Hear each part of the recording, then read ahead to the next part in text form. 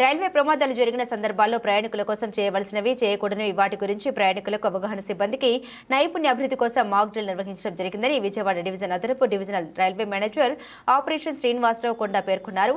బుధవారం ఉదయం స్థానిక రైల్వే స్టేషన్ తూర్పు వైపున సుమారు 3 గంటల పాటు self profiled accident relief medical van సిబ్బంది ఎన్డీఆర్ బృందాల సంయుక్త ఆధ్వర్యంలో మాక్ డ్రిల్ నిర్వహించారు. ఈ సందర్భంగా శ్రీనివాసరావు మాట్లాడారు. ఈ మాక్ డ్రిల్ కార్యక్రమంలో senior DSO B Prashant Kumar, senior DMEA Sanjay, north DN CH Gautam, senior DMOV Sunil Kumar, deputy CMD M Suji, DCM MD Alikhan, DEE నిర్వహణ Guru Srinivas, DSTE J Narayanarao, ADME DR Rajesh, ADEN Mutyalarao, ADEE D Prasad, AOM P Ranjith Kumar, T commander team commander NDR 10వ battalion Rajeev Darfiya, DY controller of civil defence SCR KLNK LN Swamy, senior CDV CDI T Sudheer Babu, వి కళ్యాణ్ కుమార్ ఇతర అధికారులు పాల్గొన్నారు.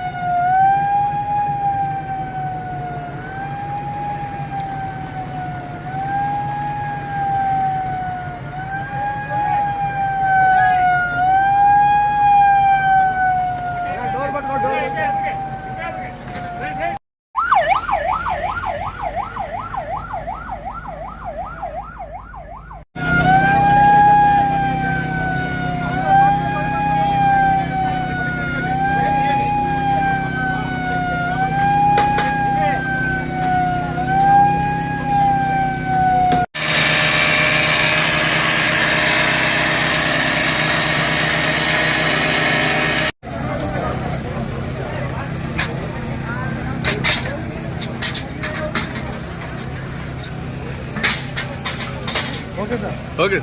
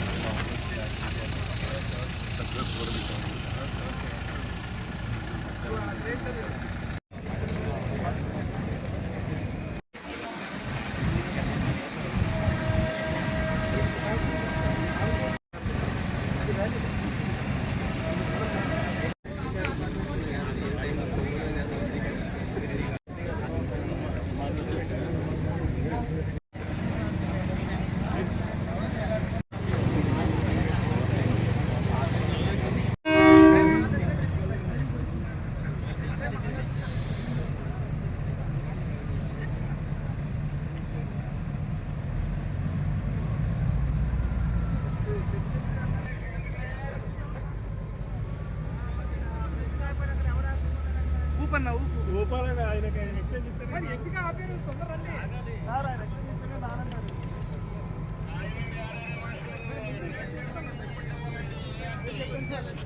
ఆగమంటే exchange ఇవ్వాలి.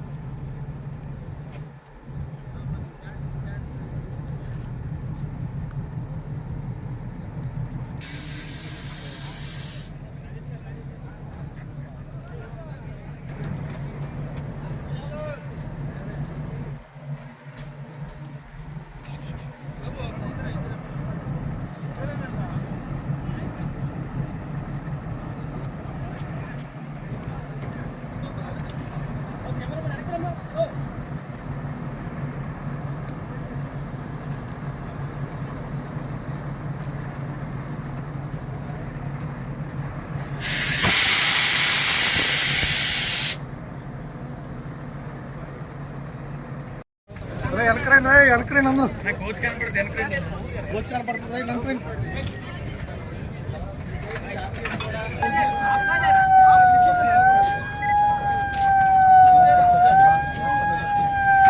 Vijayawada area మార్గంలో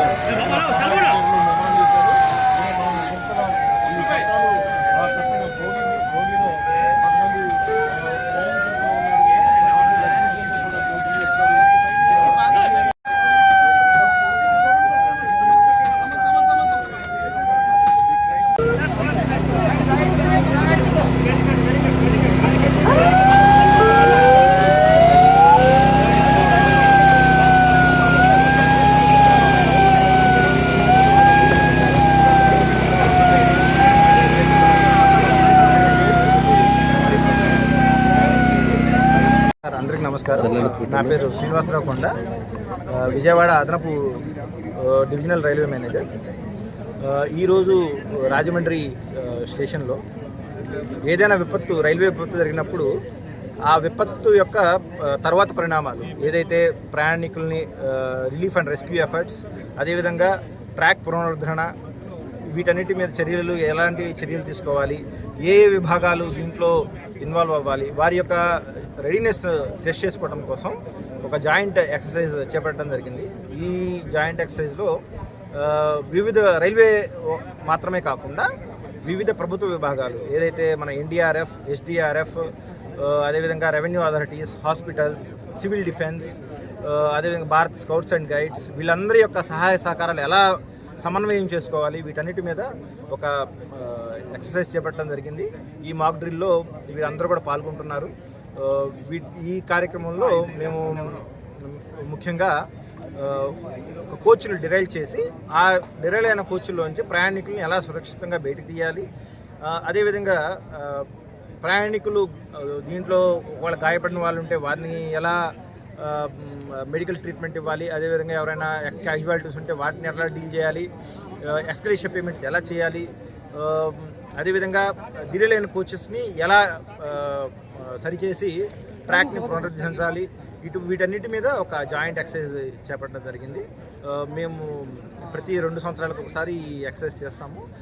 ఈ exercise ద్వారా ముఖ్యంగా స్టాఫ్ యొక్క సన్నద్ధత ఎలా ఉంది, ఏమన్నా వారిలో ఎక్కడైనా లోటుపాట్లు ఉన్నాయా, సమన్వయంలో ఎక్కడైనా లోటుపాట్లు ఉన్నాయా, వీటన్నిటిని చూసి సరిచేసుకొని ముందుకు పోవడం జరుగుతుంది.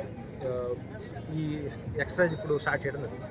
ట్రైన్ అనుకోకుండా యాక్సిడెంట్ జరగడం జరిగింది. ఆ యాక్సిడెంట్లో భాగంగా మన రెవెన్యూ సైడ్ నుంచి అలర్ట్గా చేయడము, అలాగే లోకల్ మెజిస్ట్రేట్ తాళదారులకు, డివిజన్ ఉన్న ఆల్ ఆర్టీఓలకు, రెవెన్యూ స్టాఫ్లను అలర్ట్ చేయడము, అలాగే కమ్యూనికేషన్ పెట్టుకోవడము, ఎక్కడైతే వాళ్ళ యొక్క డీటెయిల్స్ రిలేటివ్స్ ద్వారా తీసేసుకొని వాళ్ళందరికీ ఎవరైతే ప్రయాణం చేస్తున్నారో వాళ్ళందరికీ కూడా ఇన్ఫర్మేషన్ ఇవ్వడం జరిగింది. అలాగే ఫస్ట్ ఎయిడ్కి సంబంధించి మనం మెడికల్ డిఎంఎన్హెచ్ఓ ద్వారా మెడికల్ టీంలు పెట్టడం జరిగింది. ఫస్ట్ ఎయిడ్ చేస్తున్నాము. అలాగే ఎవరు కూడా ప్రమాదంలో అంటే ప్రాణహాని ఇప్పటి వరకు జరగలేదు, అంటే మరణించలేదు. మేజర్గా యాక్సిడెంట్ జరిగింది. వాటి అన్నిటి కూడా మనం దగ్గర ఉన్న గవర్నమెంట్ హాస్పిటల్కి పంపడం జరుగుతుంది. తదుపరి వాళ్ళకు అందరూ కూడా ప్రభుత్వాన్ని కూడా తెలియపరచడం జరిగింది. మళ్ళీ ఇమీడియట్గా మనకు నేషనల్ డిజాస్టర్ మేనేజ్మెంట్ వాళ్ళు కూడా వస్తున్నారు, అలాగే స్టేట్ డిజాస్టర్ మేనేజ్మెంట్ వాళ్ళు కూడా వస్తున్నారు. వాళ్ళు వచ్చిన వరకు మన అందరూ కూడా వాళ్ళకు ఎలాంటి ఇబ్బంది కలిగించకుండా ఫస్ట్ ఎయిడ్ చేస్తున్నాము. ప్రాణహాని తెచ్చింది కూడా మనకు తెలియదు. రైల్వే వాళ్ళు ఇచ్చిన సమాచారం మేరకు దాదాపుగా ఒక భోగిలో ఒక 60 మంది ఉన్నట్టు తెలిసింది. వాళ్ళందరూ కూడా ఎలాంటి ప్రాణహాని జరగలేదు. మేజర్గా జరిగింది కాబట్టి వాటిని కూడా మనం చేస్తున్నాము. తదుపరి చర్య కొరకు ఇంకా అందరినీ కూడా మన నేషనల్ డిజాస్టర్ మేనేజ్మెంట్ అలాగే స్టేట్ డిజాస్ట్మెంట్ మేము వాళ్ళని తీసుకుంటున్నాము. ఇంకా ఈ కార్యక్రమం మీరు చూస్తున్నారు. ఇంకా తదుపరి ఎలాంటి ఇబ్బంది రాకుండా